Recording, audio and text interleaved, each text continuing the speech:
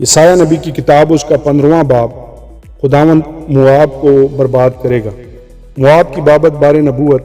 ایک ہی رات میں آر مواب خراب و نابود ہو گیا، ایک ہی رات میں کیر مواب خراب و نیست ہو گیا۔ بیت اور دیبون اونچے مقاموں پر رونے کے لیے چڑھ گئے ہیں۔ نبو اور مدبا پر اہل مواب واویلا کرتے ہیں۔ ان سب کے سر منڈائے گئے اور ہر ایک کی داڑھی کاٹی گئی۔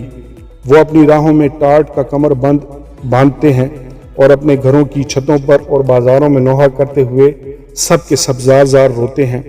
حسبون اور الیالہ واویلا کرتے ہیں، ان کی آواز یحز تک سنائی دیتی ہے۔ اس پر مواب کے مسلح سپاہی چلا چلا کر روتے ہیں، اس کی جان اس میں تھرتھراتی ہے۔ میرا دل مواب کے لیے فریاد کرتا ہے، اس کے بھاگنے والے صغر تک عجلت شلیشیہ تک پہنچے۔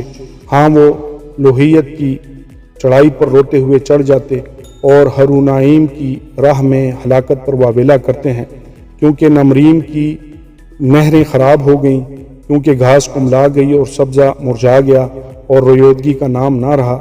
اس لیے وہ فراوان مال جو انہوں نے حاصل کیا تھا اور ذخیرہ جو انہوں نے راکھ چھوڑا تھا بیت کی ندی کے پار لے جائیں گے، کیونکہ فریاد مواب کی سرحدوں تک اور ان کا نوحہ اجلائم تک اور ان کا ماتم بیرالیم تک پہنچ گیا ہے، کیونکہ دیمون کی ندیاں لہو سے بھری ہیں۔